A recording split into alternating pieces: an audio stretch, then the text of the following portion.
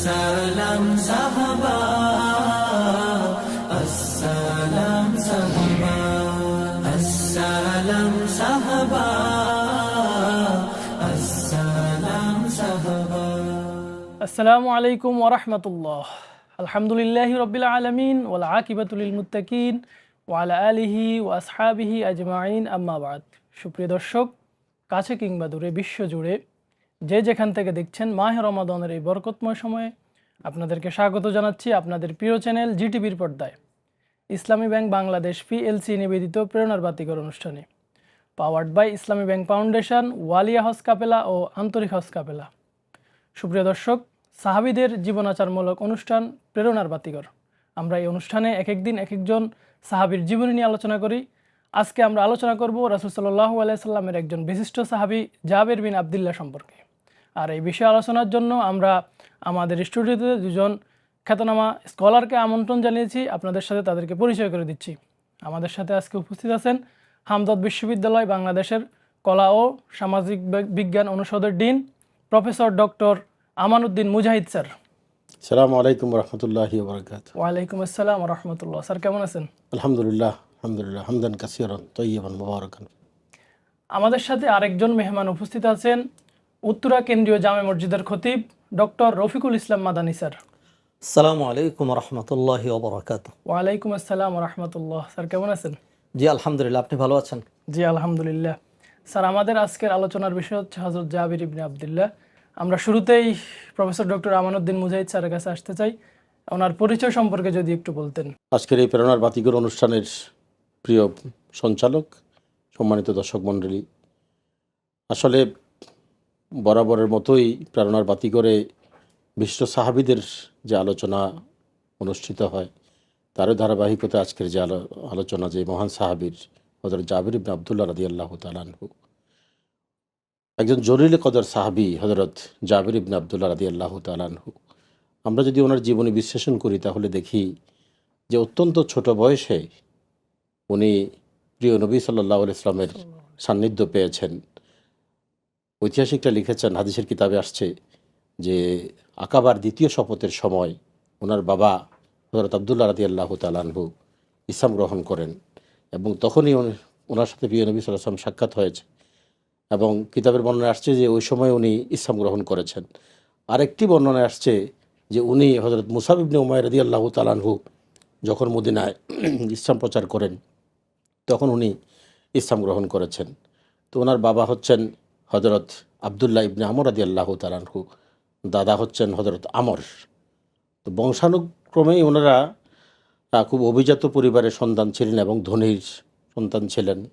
আমরা বিভিন্ন কিতাবের আওয়াতে দেখি যে ওনাদের বেশ কিছু বাগিচা এবং তখনকার সময়ে বেশ কিছু সম্পদ হযরত জাবির ইবনে আবদুল্লাহ রাদিয়াল্লাহু তাআলা আনহুর ছিল। তো 18 বছর বয়সে উনি ইসলাম গ্রহণ করেন, এটা আমরা বিভিন্ন রেওয়ায়েতে দেখতে পাই। হযরত জাবির ইবনে আবদুল্লাহ রাদিয়াল্লাহু তাআলা আনহু প্রিয় নবী সাল্লাল্লাহু আলাইহি ওয়াসাল্লামের সান্নিধ্যে ওনার জীবনের পুরো সময়টাই কাটিয়েছেন এবং ইন্তেকালের সময় আমরা যেটা দেখতে পাই যে 78 হিজরিতে উনি ইন্তেকাল করেছেন। তার মানে মদিনায় যে সকল সাহাবী দীর্ঘকাল পর্যন্ত জীবিত ছিলেন এর মধ্যে হযরত জাবির ইবনে আবদুল্লাহ রাদিয়াল্লাহু তাআলা আনহু অন্যতম এবং হাদিসের বর্ণনার ক্ষেত্রেও আমরা ওনার অবদান দেখতে পাই যে উনি প্রায় 1540-এর উপরে হাদিস বর্ণনা করেছেন, যেখানে বুখারী এবং মুসলিম, যেটাকে আমরা মুত্তাফাকুন আলাইহি বলি, তারা একত্রে 60টি হাদিস বর্ণনা করেছেন। এর মধ্যে পৃথক পৃথকভাবে ইমাম বুখারী এবং ইমাম মুসলিম রহমতুল্লাহ আলাইহি বিভিন্ন হাদিস নিয়েছেন। আবার ফকির দিক থেকে আমরা যদি দেখি তাহলে এই ক্ষেত্রে উনি একজন পণ্ডিত ছিলেন। বিভিন্ন সাহাবীরা বিভিন্ন বিষয়ে মাসলা নেওয়ার জন্য হযরত জাবির ইবনে আবদুল্লাহ রাদিয়াল্লাহু তাআলা আনহুর শরণাপন্ন হতেন এবং অত্যন্ত সাবলীল ভাষায় উনি এটার সমাধান করতেন। আসলে হযরত জাবির ইবনে আবদুল্লাহ রাদিয়াল্লাহু তাআলা আনহু বহুমাত্রিক প্রতিভার অধিকারী ছিলেন। আল্লাহ রাব্বুল আলামিন ওনাকে এমন কিছু জ্ঞান এবং প্রজ্ঞা দিয়েছেন যেটার মাধ্যমে উনি তৎকালীন সমসাময়িক একজন আলোকবর্তিকার মতো ভূমিকা রেখেছেন মদিনার জিন্দেগিতে, এটা আমরা দেখতে পাই। স্যার ধন্যবাদ। আমরা আবারও আসবো আপনার কাছে।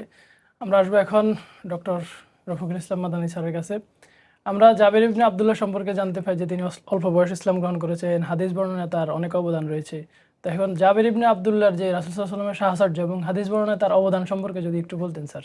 আলহামদুলিল্লাহ, আসসালাতু ওয়াসসালামু আলা রাসূলিল্লাহি ওয়া বাদ।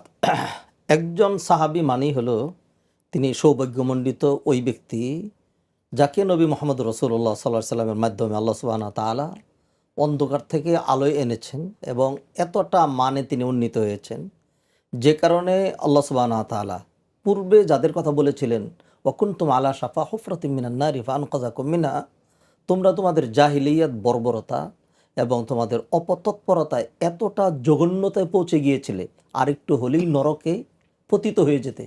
এখন আল্লাহ সুবহানাহু ওয়া তাআলা এই নবীজির সান্নিধ্যে আসার কারণে, নবীজির কিতাব এবং হিকমার দীক্ষা গ্রহণ করার কারণে এমন একটা মানে তারা উন্নীত হলেন। আল্লাহ সুবহানাহু ওয়া তাআলা এবার আয়াত নাজিল করলেন, ওয়াস-সাবিকুনাল আউয়ালুন মিনাল মুহাজিরিন ওয়াল আনসার ওয়াল্লাযীনা তাবাউহুম বিইহসান রাদিয়াল্লাহু আনহুম ওয়া রাদু আন। আল্লাহ সুবহানাহু ওয়া তাআলা তাদের প্রতি রাজি, তারাও তাদের প্রতি রাজি। আল্লাহ পুরস্কার ঘোষণা করলেন, ওয়া আ'আদ্দা লাহুম জান্নাত তাজরি তাহতাল আনহার খালিদিনা ফিহা যালিকাল ফাওজুল আযীম। তাদের মানে সফলতার, চূড়ান্ত সফলতার কথা বললেন। জাবের রাদিয়াল্লাহু তাআলা আনহু, যেমনটি স্যার বলছিলেন যে তিনি 18 বছর বয়সে ইসলাম গ্রহণ করলেন এবং সেটি বাইয়াতুল আকাবায় যারা ইসলাম গ্রহণ করেছিলেন এর মধ্যে তিনি ছিলেন সর্বকনিষ্ঠ সাহাবী। ওই উপস্থিতির 72 জনের মধ্যে সর্বকনিষ্ঠ ব্যক্তি তিনি ছিলেন। তো সাহাবায়ে কেরাম মর্যাদার দিক থেকে সবাই কিন্তু এমন একটা স্ট্যাটাসে যে উম্মতের কেউই পরবর্তী যারা এসছেন ওই স্ট্যাটাসে কেউ পৌঁছাতে পারবে না। তবু হাদিসের রক্ষণাবেক্ষণ, হাদিস বর্ণনার ক্ষেত্রে আমরা যদি দেখি সেখানে আমরা দেখব সাহাবায়ে কেরামের মধ্যে কিন্তু তবাকাত রয়েছে। তবাকাত মানে পর্যায়, স্টেজ। হ্যাঁ, যেমন সবার উপরের যেই তবাকা অথবা পর্যায়, এটিকে বলে আল মুকসিরুনা মিনাস সাহাবা, যারা সর্বাধিক হাদিস বর্ণনা করেছেন। যেমন আবু হুরায়রা রাদিয়াল্লাহু তাআলা আনহু, যেমন মা আয়েশা রাদিয়াল্লাহু তাআলা আনহু, ঠিক এমন একজন হলেন জাবির ইবনে আব্দুল্লাহ আল বাজালি আল আনসারী রাদিয়াল্লাহু তাআলা আনহু।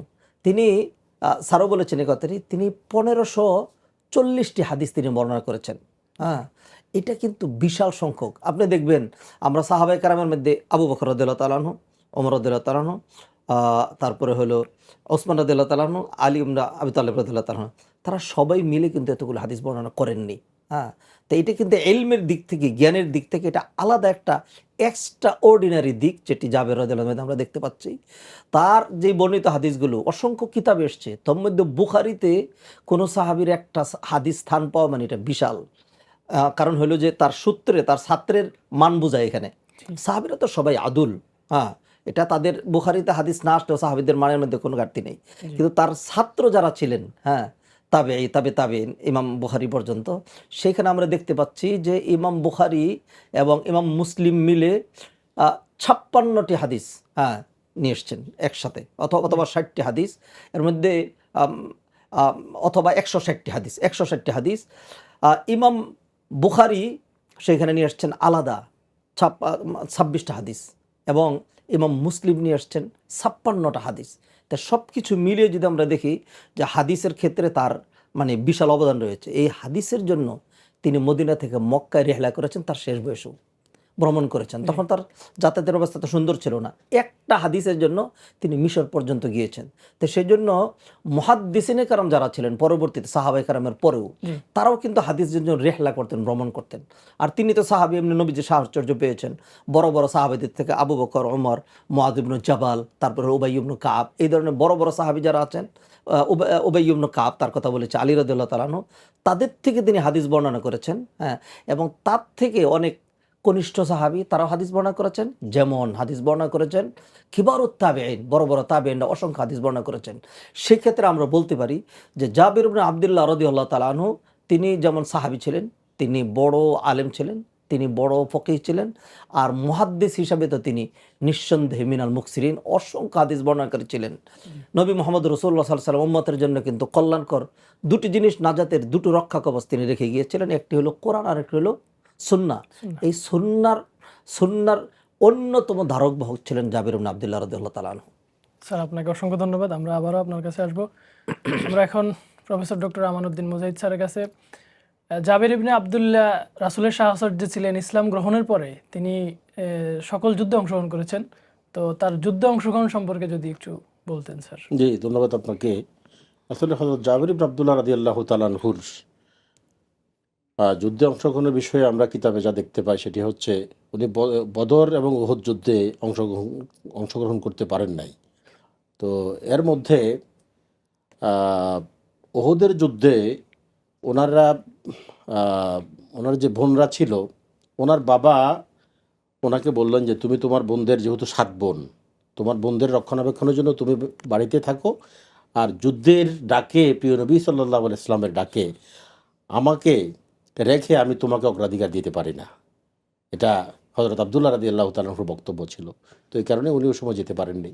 পরবর্তীতে উনি যে যুদ্ধে না যাওয়ার ব্যাপারে ওনার মধ্যে একটা আফসোস ছিল যে আমি ওতে যুদ্ধে অংশগ্রহণ করতে পারি নাই।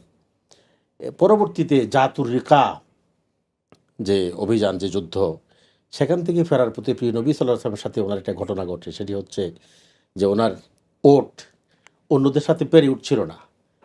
যাতায়াতের ক্ষেত্রে ওনার ওট বারবার পিছনে পড়ে যাচ্ছিল। তো প্রিয় নবী সাল্লাল্লাহু আলাইহি ওয়াসাল্লাম এটা অবলোকন করলেন, খুব কাছে এসে বললেন যে জাবের কি হলো? তো বলল যে ইয়া রাসূলুল্লাহ সাল্লাল্লাহু আলাইহি ওয়াসাল্লাম, আমি তো পেছনে পড়ে যাচ্ছি, আমার কাফেলার বাকি সবাই তো সামনের দিকে চলে যাচ্ছে। প্রিয় নবী সাল্লাল্লাহু আলাইহি ওয়াসাল্লাম বললেন, হাদিসের কিতাবে আসছে যে তুমি যে কোনো গাছের জি, 2টা ডালা ছিঁড়ে নিয়ে আসো। জি, প্রিয় নবী সাল্লাল্লাহু আলাইহি ওয়াসাল্লাম ওই 2টো ডালা দিয়ে বা একটি দিয়ে জাবের রাদিয়াল্লাহু তাআলা আনহুর উটকে একটু খোসা দিলেন। এরপরে ওই উট অন্য কাফেলার অন্য সব উটকে অতিক্রম করে মদিনায় চলে আসলেন। আসার পরে প্রিয় নবী সাল্লাল্লাহু আলাইহি ওয়াসাল্লাম এবার ওই উটটিকে কিনতে চাইলেন। জি, 1 দিরহাম, দেড়হাম, 2 দিরহাম। তো প্রিয় নবী সাল্লাল্লাহু আলাইহি ওয়াসাল্লামকে বললেন, জাবের রাদিয়াল্লাহু তাআলা আনহু বললেন, ইয়া রাসূলুল্লাহ, 1 দিরহাম আর 2 দিরহাম দিয়ে তো উট কেনা যায় না। এরপরে প্রিয় নবী সাল্লাল্লাহু আলাইহি ওয়াসাল্লাম 40 দিরহাম দিলেন। অন্য এক বর্ণনায় আসছে 1 উকিয়া স্বর্ণ দিলেন। হযরত বেলাল রাদিয়াল্লাহু তাআলা আনহুকে পাঠালেন, জি, স্বর্ণ দেয়া হলো এবং 40 দিরহাম দেয়া হলো ওট। প্রিয় নবী সাল্লাল্লাহু আলাইহি ওয়াসাল্লাম তাকে ওটও ফেরত দিলেন এবং ওই 1 উকিয়া স্বর্ণ বা 40 দিরহাম সেটাও দিলেন। হযরত জাবের রাদিয়াল্লাহু তাআলা আনহু তার স্ত্রীকে বললেন যে প্রিয় নবী সাল্লাল্লাহু আলাইহি ওয়াসাল্লাম আমাকে এটা দিয়েছেন। স্যার আপনাকে অসংখ্য ধন্যবাদ। আমরা আবারও আপনাদের থেকে শুনবো। সুপ্রিয় দর্শক, সময় হলো একটি বিরতির পর আমরা আবারও ফিরে আসবো। ততক্ষণে আমাদের সাথে থাকুন। সুবহানাল্লাহি ওয়া বিহামদিহি, সুবহানাল্লাহিল আযীম। সালাম সাহাবা। সুপ্রিয় দর্শক, বিরতির পর আবারও ফিরে এলাম। আপনারা দেখছেন ইসলামী ব্যাংক বাংলাদেশ পিএলসি নিবেদিত প্রেরণার বাতিঘর অনুষ্ঠান, powered by Islami bank foundation, ওয়ালিয়া হজ কাফেলা ও আন্তরিক হজ কাফেলা। সুপ্রিয় দর্শক, বিরতির পূর্বে আমরা আলোচনা করছিলাম রাসূল সাল্লাল্লাহু আলাইহি সাল্লামের একজন জলিলুল কদর সাহাবী জাবের ইবনে আব্দুল্লাহ সম্পর্কে। আমরা এখন আসবো আমাদের মেহমান ডক্টর রফিকুল ইসলাম মাদানী স্যারের নিকট। জাবের ইবনে আব্দুল্লাহর পিতার মৃত্যুর পরে তিনি তার কাঁধে কিছু দায়িত্ব আসে, যেমন বিবাহ বন্ধনে আবদ্ধ হওয়া, বন্ধের প্রতি পালন করা। এ সম্পর্কে যদি একটু বলতেন স্যার। দেখুন, জাবের ইবনে আব্দুল্লাহ রাদিয়াল্লাহু তাআলা আনহু পিতার অত্যন্ত অনুগত সন্তান ছিলেন। যেমন ছিলেন সুযোগ্য একজন ভ্রাতা, বোনদের প্রতিপালক এবং রক্ষণাবেক্ষণকারী এবং সুযোগ্য একজন বড় ভাই। জাবের ইবনে আব্দুল্লাহ রাদিয়াল্লাহু তাআলা আনহু তিনি বদর এবং উহুদে অংশগ্রহণ করতে পারেননি, এটি তার পিতার কারণে। জাবের ইবনে আব্দুল্লাহ রাদিয়াল্লাহু তাআলা আনহুর পিতা উহুদের যুদ্ধে শাহাদাত বরণ করেন। তিনি অনেক বেশি ব্যথিত হন এবং উহুদের যুদ্ধে প্রথম পর্যায়ে কিন্তু তিনি শাহাদাত বরণ করেন। এরপরে বাবা যাওয়ার সময়ে, যুদ্ধে যাওয়ার সময় বলে গিয়েছিলেন, 2টো ওসিয়ত করেছিলেন। একটি হলো, বাবা, আমি যে যুদ্ধে যাচ্ছি আমি মনে করছি আমার হয়তো আর ফেরা হবে না। সেক্ষেত্রে তুমি 2টি দায়িত্ব পালন করবে। একটা হলো, আমার অনেকগুলো ঋণ রয়েছে, জি, আমার ঋণটা তুমি পরিশোধ করবে। আরেকটি হলো, আমার 9টা মেয়ে, স্যার বলেছেন 7টি মেয়ের কথা, 2টো বর্ণনা এসছে। একটা বর্ণনায় 7 জন কন্যা ছিল, আব্দুল্লাহর সন্তান জাবেরের ভগ্নী। আরেকটা বর্ণনা আসছে 9 জন। তো তুমি তাদেরকে দেখাশোনা করবে। জাবের রাদিয়াল্লাহু তাআলা আনহু পিতার মৃত্যুতে অনেক ক্রন্দন করলেন। অন্যান্য সাহাবায়ে কেরাম কিন্তু বাধা দিয়েছেন, নবীজি সাল্লাল্লাহু আলাইহি ওয়াসাল্লাম বাধা দেননি এই জন্য যে না, ঠিক আছে, তাকে তার ব্যথা প্রকাশ করার সুযোগ দেওয়া হোক। এরপর থেকেই তিনি তার জীবনটাকে পিতার মানে বিয়োগের পরে আরও বেশি ন্যস্ত করলেন নবীর সাহচর্য এবং ইসলামের খেদমতে। সর্বপ্রথম যেই যুদ্ধে তিনি অংশগ্রহণ করেছিলেন সেটা হামরাউল আসাদ। এটা উহুদের যুদ্ধের ঘটনার একদিন পরের ঘটনা। নবীজি সাল্লাল্লাহু আলাইহি ওয়াসাল্লাম সবাইকে নিয়ে যখন ওই যে মক্কার কাফেররা যারা চলে গিয়েছিল তারা আবার রিটার্ন আসার পরিকল্পনা করেছিল, নবীজি তাদেরকে দাওয়া করলেন এবং সেখানে শুধু অনুমতি দেওয়া হলো যারা উহুদ যুদ্ধে অংশগ্রহণ করেছে শুধু তাদেরকে। জাবের রাদিয়াল্লাহু তাআলা অংশগ্রহণ করতে পারেননি। তিনি বিশেষভাবে নিবেদন করলেন, ইয়া রাসূলুল্লাহ, আর যেহেতু জাবেরের মনটাও ভারাক্রান্ত হৃদয়, নবীজি তাকে অনুমতি দিয়েছিলেন, এটা তিনি অংশগ্রহণ করলেন। এরপরে ফিরে আসার পর থেকে তিনি দেখলেন যে বাবা নাই, মা নাই, তারপরে 9টা বোন, এদের প্রতিপালনের বিষয়। তখন তিনি সর্বপ্রথম যে কাজটি করলেন সেটা হলো তিনি দেখলেন তার বিয়ে করা দরকার। তখন তিনি বিয়ের ক্ষেত্রে খুব সুন্দর পরিকল্পনা করলেন। তিনি বিয়ে করলেন একজন মানে পূর্বের বিবাহিতা একজন মহিলাকে, বিধবা বিধবা একজন মহিলাকে তিনি বিয়ে করলেন। কুমারী মেয়ে বিয়ে করলেন না। নবীজি একদিন তার হাতে হঠাৎ একটা চিহ্ন দেখলেন, মানে হলুদ ব্যবহারের চিহ্ন। তখন নবী জিজ্ঞাসা করলেন যে কিসের চিহ্ন এটা? তখন তুমি কি বিয়ে করেছো? বলে যে হ্যাঁ বিয়ে করেছি। নবীজি বললেন বিক্রান আম সাইয়িবান, কুমারী নাকি বিধবা? তখন তিনি বললেন না ইয়া রাসূলুল্লাহ, কুমারী বিয়ে করতে পারিনি। তখন নবীজি বললেন হাল্লা বিক্রান তুলা আইবু হাও তুলা আইবু, যদি কুমারী বিয়ে করতে তুমিও তার সাথে অনেক মজা করতে পারতে, সেও তোমার সাথে।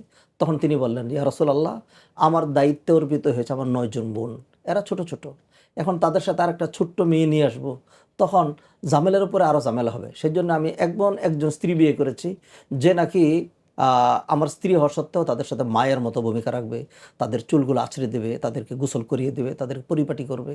তো সেই জন্য নবীজি সাল্লাল্লাহু আলাইহি সাল্লাম খুবই খুশি হলেন, তার জন্য বারাকার দোয়া করলেন। তো তিনি পিতার মৃত্যুর পরে তিনি এই কাজটা করলেন, বিবাহ করলেন এবং খুব সুন্দর চয়ন করলেন। আল্লাহ সুবহানাহু ওয়া তাআলা বারাকা দিলেন। এবং তার স্ত্রী কিন্তু সাংঘাতিক বুদ্ধিমতী ছিল। স্যার যে ঘটনাটি বলছিলেন ওই যে খন্দকের ঘটনা, তো এই খন্দকের ঘটনার একটু অংশ নিয়ে আসছি যেটা তার স্ত্রীর সাথে রিলেটেড। জাবের রাদিয়াল্লাহু তাআলা আনহু অন্যান্য সাহাবীদের সাথে খনন কাজে ব্যস্ত ছিলেন। নবীজি তখন রেস্ট নিচ্ছেন অন্যদের সাহাবীদের সাথে। একটা পাথর এমন বেরিয়ে আসলো যেটা না সাহাবীরা উঠাতে পারছিলেন না ভাঙতে পারছিলেন। নবীজিকে বলার পরে তখন নবীজি সাল্লাল্লাহু আলাইহি সাল্লাম এগিয়ে গেলেন এবং বললেন আতুনিল মিওয়াল, আমাকে কুড়াল অথবা কোদালটা দাও। নবীজি এটাকে আঘাত দিয়ে ভাঙলেন। যখন এরকম তিনি হাত উপরে তুলেছেন, তো মাটির কাজ করার সময় তো গায়ে লম্বা জামা থাকে না, তখন হঠাৎ করে জামাটা উপরে উঠে গেল। তখন জাবের রাদিয়াল্লাহু তাআলা সামনে ছিলেন, তিনি তাকিয়ে দেখেন নবীজির পেটটা পিঠের সাথে লাগা, একটা চ্যাপ্টা পাথর দিয়ে আর একটা কাপড় দিয়ে টাইট করে বাঁধা। জাবের রাদিয়াল্লাহু বুঝতে বাকি থাকলো না, সর্বনাশ, নবীজি এরকম ক্ষুধা নিয়ে মাটির কাজ করছেন। তখন তিনি অনুমতি চাইলেন, ইয়া রাসূলুল্লাহ, আমার বাড়ি খুব কাছে, যাবো আর আসবে, একটু অনুমতি দেন। নবীজি অনুমতি দিলেন। গিয়ে তার স্ত্রীকে বললেন যে বাড়িতে খাবারের কি আছে? তখন বললেন কি আর আছে? খোঁজাখুঁজি করে স্বামী স্ত্রী মিলে 100 পরিমাণ জব বের করলেন। খুব খুশি হলেন, তুমি এটাকে পিষে আটা বানাও আর বকরিটা আমি জবাই করে দিই। এটাই ছিল তাদের, এই বকরি রাখা দরকার, নবীজিকে খাওয়াবো। যখন তিনি আসছেন তখন তার স্ত্রী খুব বুদ্ধিমতী ছিলেন। তিনি বললেন যে তুমি তো একটু বোকা কিসিমের, হ্যাঁ, গিয়া নবীজিকে এমনি কথা বলে ফেলো না, ডাক দিয়ে নে বলবেন ইয়া রাসূলুল্লাহ এতটুক খাবার, ফাতাআল আনতা ওয়া রাজুলুন আও রাজুলাইনি মাক, আপনার সাথে 1-2 জনকে নিয়ে আসেন। তিনি ঠিকই ডেকে বললেন। নবীজি সাল্লাল্লাহু আলাইহি সাল্লাম তখন সবাইকে ডাক দিলেন, আইয়ুহাল মুহাজিরুন আইয়ুহাল আনসার আইয়ুহাল মুজাহিদুন। বুখারীতে এই হাদিস আমি নিজে পড়িয়েছি। হ্যাঁ, সেখানে বলা হচ্ছে ওয়াহুম ইয়াউমা ইদিন আলফুন, সেদিন তাদের সংখ্যা ছিল 1000। হ্যাঁ, জাবের রাদিয়াল্লাহু তাআলা আনহুর চেহারায় যেই মানে নূরান্বিত হয়েছিল, এটা এখন মানে সেই নূরটা চলে গেল। তিনি মানে আকাশ থেকে বললেন যে এখন আমি তো লজ্জিত হব। যাই হোক, নবীজি সাল্লাল্লাহু আলাইহি ওয়াসাল্লাম বুঝলেন, বললেন যাবেন তুমি তাড়াতাড়ি বাড়িতে যাও, গিয়া বলবা যে পাতিলের ঢাকনা যেমন আছে এমনই থাকবে, তোমার স্ত্রীর কোনো কাজ নেই, হাত্তা আতিকুম। তিনি তার স্ত্রীকে বলার পরে তো তার স্ত্রী বললেন আমি যা বলেছিলাম তুমি কি নবীজিকে বলেছিলে? বলে যে হ্যাঁ বলেছে। বলে তাহলে চিন্তা করো না। এরপর নবীজি আসলেন, বারাকার দোয়া করলেন, 1000 মানুষ খাওয়া দাওয়া করতে পারলেন ঠিকই। এরপর আল্লাহ সুবহানাহু ওয়া তাআলা বারাকা দিলেন। এইভাবেই তার পিতার মৃত্যুর পরে জাবের রাদিয়াল্লাহু তাআলা ইসলামের প্রতিটি স্তরে, যুদ্ধক্ষেত্রে, প্রতিবার প্রতিপালনে, তার বাবার ঋণ পরিশোধ করার ক্ষেত্রে এবং অন্যান্য সকল কিছুতে গুরুত্বপূর্ণ ভূমিকা রেখেছেন। স্যার আপনাকে অসংখ্য ধন্যবাদ। আমরা প্রফেসর ডক্টর আমানুদ্দিন মুজাহিদ স্যারের নিকট আসতে চাই। জাবের ইবনে আব্দুল্লাহর মৃত্যু সম্পর্কে যদি একটু সংক্ষেপে বলতেন। হাদিসের কিতাবে আমরা যেটা দেখতে পাই, জাবির আব্দুল্লাহ রাদিয়াল্লাহু তাআলা আনহু 78 হিজরিতে উনি ইন্তেকাল করেন। এবং আমরা প্রথমে বলেছি যে মদিনায় যে সকল সাহাবী দীর্ঘকাল পর্যন্ত জীবিত ছিলেন, এর মধ্যে হযরত জাবির ইবনে আব্দুল্লাহ রাদিয়াল্লাহু তাআলা আনহু অন্যতম। তো এর মধ্যে একটা বেশ কিছু বিষয় আছে যে তখন হাজ্জাজ ইবনে ইউসুফের শাসনকাল চলছিল। তো হাজ্জাজ ইবনে ইউসুফের বিভিন্ন অত্যাচারে অতিষ্ঠ হয়ে উনি মানসিকভাবে খুব ভেঙে পড়েন। এক পর্যায়ে উনি খুব রোগাক্রান্ত হয়ে যান এবং ওনার দৃষ্টিশক্তি হারিয়ে যায়। তো উনি মাঝে মধ্যে আফসোস করতেন যে আমি যদি এই দুঃশাসন থেকে যদি আল্লাহ আমাকে মুক্তি দিতেন, আমি চোখের কারণে দেখতে পাচ্ছি না, কিন্তু আমার দেহ যেহেতু এই ধরা এখনও আজ বিদ্যমান আছে। আমি তো এই দুঃশাসন থেকে মুক্ত নই। আল্লাহ যদি আমাকে দুঃশাসন থেকে মুক্ত করতেন তাহলে আমার আরও ভালো হতো, এবং খুব আফসোস করতেন উনি হাজ্জাজ ইবনে ইউসুফের ওই সমসাময়িক দুঃশাসনে। তো এর মধ্যে তখনকার যে সময় যে ঘটনাগুলো ঘটে আমরা জানি যে সিফিনের যুদ্ধে হযরত আলী রাদিয়াল্লাহু তাআলাহুর পক্ষে উনি ভূমিকা রাখেন, এবং ওই সময় বেশ কিছু ঘটনা প্রবাহে ওনার ভূমিকা ছিল। তো যা হোক, এক পর্যায়ে উনি অসুস্থ হন এবং ৭৮ হিজরিতে উনি ইন্তেকাল করেন। স্যার ধন্যবাদ। আমরা ডক্টর রফিকুল ইসলাম মাদানী স্যারের কাছে আসবো একদম সংক্ষেপে। জি, ওনার জীবনী থেকে আমাদের জন্য শিক্ষা একটু ছোট্ট করে যদি বলতেন। বহুবিধ শিক্ষা। জাবের রাদিয়াল্লাহু তাআলা আনহু তার বিভিন্ন দিকে সম্পর্ক ছিল। যদি নবীজির সাথে বলি তাহলে তিনি যোগ্য একজন ছাত্র ছিলেন। নবীজির হাদিসগুলো এমনভাবে সংরক্ষণ করেছিলেন, এলেমকে এত গুরুত্ব দিয়েছিলেন যে তিনি ১৫০০-এর বেশি হাদিস তিনি পৌঁছেছেন। যদি সন্তান হিসাবে বলি তাহলে পিতার যোগ্য একজন সন্তান ছিলেন, বড় ঋণের বোঝা তিনি রেখে গিয়েছিলেন। তার বাবার সমুদয় ঋণ তিনি ১ বছরের মধ্যে আদায় করে দিয়েছিলেন। আর যদি একজন বড় ভাই হিসাবে দেখি তাহলে ৯ জন বোনের দায়িত্ব এমনভাবে নিয়েছিলেন, সেই ক্ষেত্রে তিনি তার জীবনের আনন্দ ফুর্তিকে উপেক্ষা করে কুমারী বিবাহ না করে বিধবা বিবাহ করেছিলেন। আর স্বামী হিসেবে যদি বলি তাহলে স্ত্রীর সাথে তার এমন আচরণ ছিল, নিজের সকল কাজে সহযোগিতা করতেন। একজন মুজাহিদ হিসেবে যদি বলি তাহলে সকল যুদ্ধক্ষেত্রে তিনি বলেছেন, গাজাউতু মান নবী সাল্লাল্লাহু আলাইহি ওয়াসাল্লাম সাবআতা আশারা গাজওয়া, আমি নবীজির সাথে সক্রিয় ১৭টা যুদ্ধে অংশগ্রহণ করেছি। অতএব জাবের রাদিয়াল্লাহু তাআলা আনহু তিনি ছিলেন একটা ডায়মন্ড। সেই জন্য আমি বলবো আল্লাহ সুবহানাহু ওয়া তাআলা কোরআনে যেমনটি বলেছেন, লাকাদ কানা ফি কসাসিহিম ইবরাতুন লিউলিল আলবাব, তাদের ঘটনা প্রবাহে যারা জ্ঞানবান সম্প্রদায় তাদের জন্য শিক্ষা রয়েছে। আসুন আমরা সাহাবীদের জীবনী অধ্যয়ন করি, জানি। জাবের ইবনে আব্দুল্লাহ রাদিয়াল্লাহু তাআলার জীবনটাকে যদি আমরা ভাবি, অনুধাবন করি, পড়াশোনা করি, তাহলে অবশ্যই সেখান থেকে আমরা অনেক কিছু পাবো। আনফরচুনেটলি বলতে হচ্ছে, আমাদের ছেলেপুলে মুসলিম উম্মার বর্তমানে যারা রয়েছেন তারা কিন্তু বিভিন্ন স্টারের, বিভিন্ন খেলোয়াড়ের, বিভিন্ন নায়ক নায়িকাদের বিষয়ে অনেক ভালো জানে, কিন্তু যদি জাবের ইবনে আব্দুল্লাহ আল আনসারী বলা হয় তারা কিন্তু চিনবে না। অনেকে ইমাম আবু হানিফার নামটা পর্যন্ত জানে না। সেই জন্য আমি নিবেদন করব আজকের এই মিডিয়ার মাধ্যমে, আসুন সাহাবীদেরকে জানি, তাদের চাইতে ভালো এই উম্মতের মধ্যে আর কে হবে। আমি যদি একটু যোগ করি, হযরত জাবির ইবনে আব্দুল্লাহ রাদিয়াল্লাহু তাআলা আনহুর শিক্ষা এখানে একজন অনুগত সন্তান, অনুগত বাবা এবং অনুগত স্বামী জি এবং আদর্শের মূর্ত প্রতীক, এই তিনটাই হযরত জাবির ইবনে আব্দুল্লাহ রাদিয়াল্লাহু তাআলা আনহুর জীবনে বিদ্যমান। শায়খ যেমনটি বলছিলেন যে আসলে অনুকরণের ক্ষেত্রে হযরত জাবির ইবনে আব্দুল্লাহ রাদিয়াল্লাহু তাআলা আনহুর যে ভূমিকা বা আদর্শ, এটা আমাদের জন্য এবং উম্মার আজকের যে দুর্দশা সেক্ষেত্রে তারুণ্যের জন্য অনুসরণীয় এবং অনুকরণীয়। জি স্যার, আপনাদের দুজনকে অসংখ্য ধন্যবাদ কষ্ট করে এসে আমাদেরকে সময় দেওয়ার জন্য। আশা করছি আমাদের দর্শকরা আপনাদের কথাগুলোর দ্বারা উপকৃত হবে। জি, আপনাকেও ধন্যবাদ এবং জিটিভিকেও ধন্যবাদ। জাযাকুমুল্লাহ খাইরান। সুপ্রিয় দর্শক, আমরা শুনছিলাম রাসূল সাল্লাল্লাহু আলাইহি সাল্লামের একজন বিশিষ্ট সাহাবী জাবের ইবনে আব্দুল্লাহর জীবনী সম্পর্কে। আমরা যেন সাহাবায়ে কেরামের জীবনী থেকে শিক্ষা গ্রহণ করতে পারি সেই তৌফিক কামনা করছি। আজকে বিদায় নেওয়ার পালা। আগামী দিন রাসূল সাল্লাল্লাহু আলাইহি সাল্লামের আরেকজন বিশিষ্ট সাহাবীর জীবনী নিয়ে হাজির হয়ে যাব। ততক্ষণে আল্লাহ রাব্বুল আলামিন আপনাদেরকে ভালো রাখুন। সুবহানাকাল্লাহুম্মা ওয়া বিহামদিকা আশহাদু আল্লা ইলাহা ইল্লা আনতা আস্তাগফিরুকা ওয়া আতুবু ইলাইক। আসসালাম সাহাবা, আসসালাম সাহাবা।